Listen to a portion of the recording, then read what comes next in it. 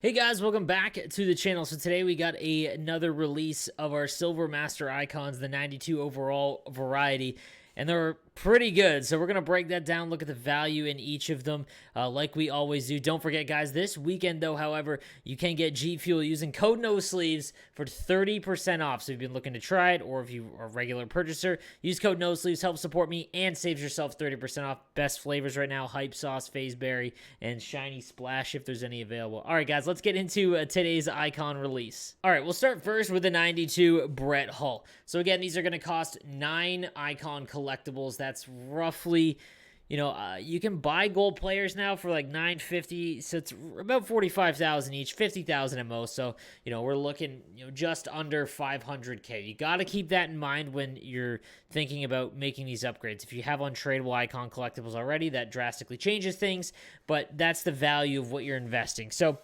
first of all, Brett Hull, 5'11", 203 with 2 to Swarm, 2 to Gladiator. Gladiator is just a pointless, on this card, it is a very, very pointless. 5'11", so obviously not going to be able to knock people off the puck all that well. It's the problem with Brett Hull always. At launch of NHL games the last few years when he's been an icon, his shot is elite. I mean, you look across there, it's 99s across the board. Very difficult, though, to use a forward or a winger specifically that's got 87 speed with distributor. I'm not saying this card is not useful because, it does. Your wingers don't just have to be these fast guys. That's not what I'm saying at all. But again, the cost that you're putting in, a lot of cards have high shooting now.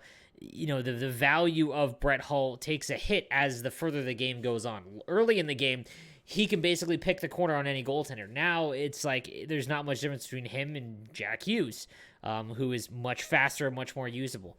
If he was like 6'3", that'd be a different story. But he's not. He's got 2 to Swarm, which is nice. But Gladiator is like whatever. And Swarm, to be honest, is a secondary synergy at best now. So this would be an avoid for me. I'm not making this upgrade unless you're a St. Louis Blues fan. But if you have the untradeable one, I'm just saying goodbye to the Brett Hull. Next up, we've got the 92 Peter Forsberg. This is an interesting one. So I talked about this earlier about Joe Sakic. I actually made Joe Sakic. I needed him at center. Here's the thing. Now looking at his release stats. If you need a centerman, I would 100% rather have Peter Forsberg than Joe Sakic. If you need a winger, Joe Sakic all the way. Much better. But a lot of people are making Sakic to play center, and it's just he's not built like one. And it's just tough to use. You're not taking full advantage of Joe Sakic's stats. Peter Forsberg, on the other hand, he is an elite center. If you take a look, like Workhorse alone, so he's going to have high 90s acceleration, his endurance, balance, all of that, and he gives you 2 to Workhorse, which is a valuable synergy. His body checking's 90, and he's 6'1". When you, in contrast, that's the big downfall with Joe Sakic. He got 79 body checking, and he's under 6 foot. He can't bump anyone off the puck in the most important area, basically, and that's in the slot. So that's why it's such a hard, I would much rather have Forsberg than Sakic as opposed to a center. The one thing I'll say is that 2 to balance, obviously, not as valuable as 2 to distributor. That being said, there are a lot of people now that have really high-end teams that are looking for a 4th or 5th team-based synergy, and 2 to balance is, you're going to need a card that has multiple 2 to whatever team-based synergy you're looking at. But most people won't have them, so we'll just take a look at Workhorse with distributor. He's got 93 speed. Low 90 shooting, and same with his hand stats. But again, stick checking, defensive awareness, 90 body checking, and 6'1" with 91 faceoffs. That's where the value is. So if you need a centerman, I would much rather have Peter Forsberg than Joe Sakic. But the versatility of Joe Sakic is what makes him a little bit better, because I don't think Peter Forsberg is nearly as good winger as Joe Sakic. So, like I said, if you are looking to choose between one of these two, or if you need a centerman, I really like Peter Forsberg's card, the Silver Master Icon, Peter Forsberg, for center. And then lastly, we've got the 92 TEEMU Selanne. So I was waiting to see what his stats were in terms of speed, because again, the speed increase is a little bit different this year. This card is ridiculous. Like, in all honesty, I overlooked it. The only downfall is that he's right-handed. He's a right-handed winger. There's so much competition already. But if you've been saving up icon collectibles and you have TEEMU Selanne, 2 to Spark is great. 2 to Light the Lamp, again, not all that fantastic, but it gives his wrist shot accuracy up to 97.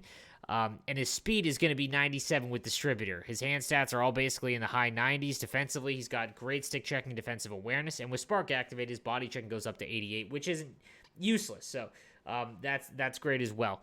This is a really good card. It's just, again, there's such competition. Like, you've got already, let's say you're in the market for this card, okay? You already have, more than likely, like 99%, have Lemieux, have Lafleur. Those are two better right-handed winger cards, even with this upgrade. I would rather have those two than TEEMU Selanne. Then you're going to, then you've got Team of the Year Pasternak, Team of the Year Panarin, you've got Stamkos, you've got the new Kessel. Like, there's a very high probability that this is going to be your fourth-line right-handed winger. Okay? Now, if you don't have Lafleur, like, I've been talking about this quite a bit. If you don't have Lafleur at this point, I don't think I would spend the 5 icon collectibles and risk it, because if you don't get him, that's even more detrimental, because if you get Beliveau, you're going to have to upgrade him to make that worth it, and that's like another 10 or 12. So I think that I would rather buy Lafleur. He's going for like 300K right now. I think I'd rather just buy him. So there is a chance that you don't have him yet and you have TEEMU Selanne. I would probably do the upgrade for Selanne first, because this is basically Lafleur with a worse wrist shot power. And obviously his synergies are dope as well, but I mean, not that, Lafleur's are bad. But that's just something, very, very specific scenario there, but that's my take on TEEMU Selanne. This is a very good card.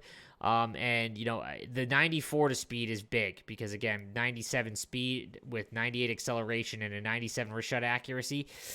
Man, you can do some damage, no doubt. Thought I might as well show you guys a quick team update. Haven't really changed things much lately, but this 92 Jack Hughes slowly becoming one of my favorite cards. Like, I only play Division 1 and HUT champs, and he basically scores every other game for me. He's got 89 goals in 176 games. There is a shot that specifically Jack Hughes just absolutely tees up on the goal line, and again, he's got basically the same stats that TEEMU Selanne card will, just on the right-hand side. But yeah, this is a gnarly card. I'm someone that plays puck possession, so smaller guys aren't usually my thing, but the way that you can use Jack Hughes is just super overpowering at a certain point, and really, really good card. Lafleur still the best right-handed winger. Like, I don't know what else to say. Couturier, again, guys, he's dominant. I put Joe Sakic center. He's done pretty well so far with Leon Draisaitl, who's absolute money from everywhere. I've got Pasternak, Gretzky, and Timo Meier. I would probably get rid of Timo Meier. I'm trying to get Barrage activated, but Timo Meier is one of my favorite players, so I'm not getting rid of him. Then I've got Adam Oates, Mario Lemieux, and Marian Gaborik. I do want to move on from Oates. I kind of want to get Mike Fisher or Lindros or Crosby. It's just, obviously, that's going to cost me quite a bit. On defense, got Dougie Hamilton and Victor Hedman. I can't stand Carlson as a player anymore in real life, so I'm moving on from him once I find a card that can keep Workhorse activated. OEL, still one of my favorite skaters in this entire game. Miro, I think I'm just going to keep on my team the entire year. He's been incredible for me. He's still good. I don't know if I'll get rid of him. And then Philip Myers as well, just a giant beast. And then in net, I've got the Vasilevsky with Khudobin for synergy. So there is the team currently, guys. Let me know what you think in the comments section down below. And don't forget to subscribe for daily NHL content. I'll see you next time, guys.